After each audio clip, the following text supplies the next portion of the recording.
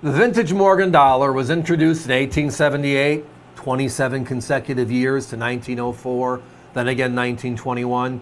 We had Philadelphia, San Francisco, New Orleans, Carson City, and that one coin from Denver. Add them all up, there's 96, 97 different coins in the field to talk about. And then there's that group of like 15 or 20 coins we never talk about because we just can't find enough for a 6, 7, 8 minute segment here on national TV. Well, finally, after 18 months, this beautiful coin is back.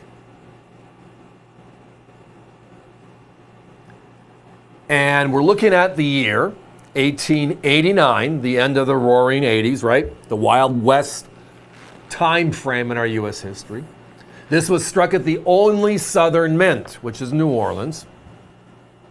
And tonight, these are about uncirculated. We call them super sliders. And I'm going to go to that first. But before I do that, look at the price.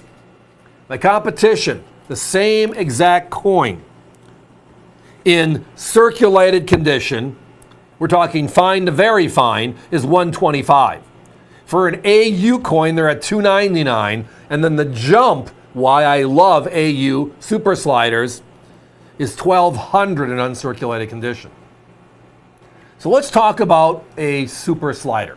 Because in coin collecting, we have something called the Sheldon scale. It's a 70-point scale. 70 being perfect, 1 being like ugh. Right? And as you get up the scale, the higher the number, the better the quality.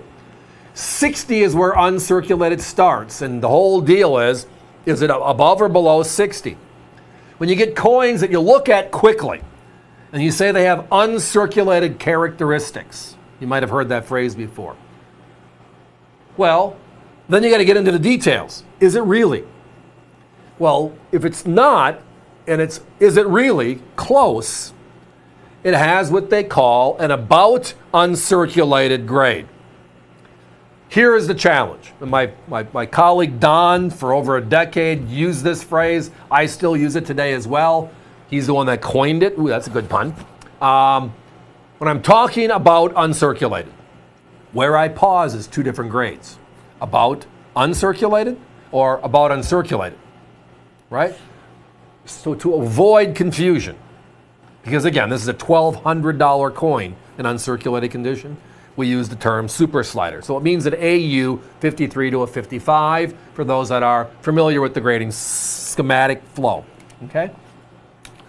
So let's have some fun talking about this coin. And the reason why it's in that top 15, I can't ever find it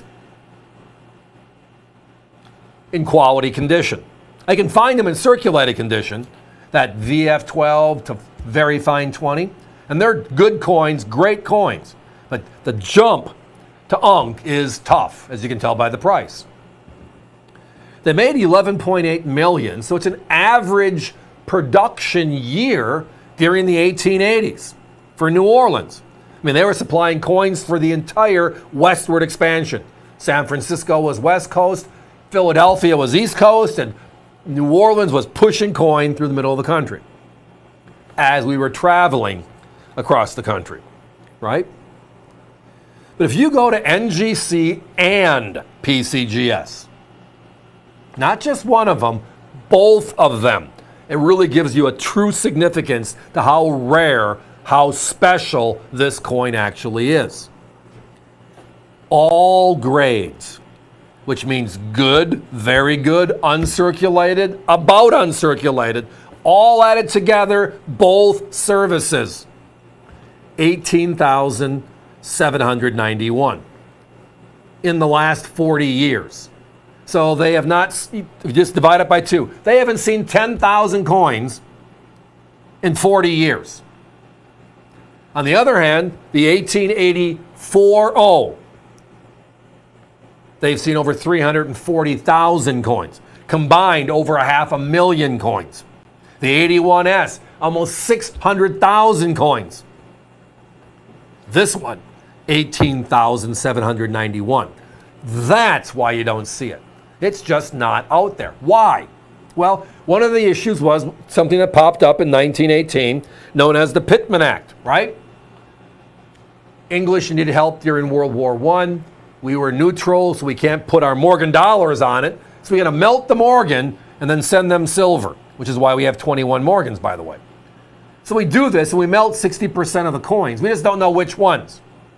Well, logic is the ones that are closer to the end versus the ones that are closer to the beginning. Math proves it out. Guys, give me a 30-second clock. We're down to our last 7 coins. Thank you all. Again, love these one-of-a-kinds.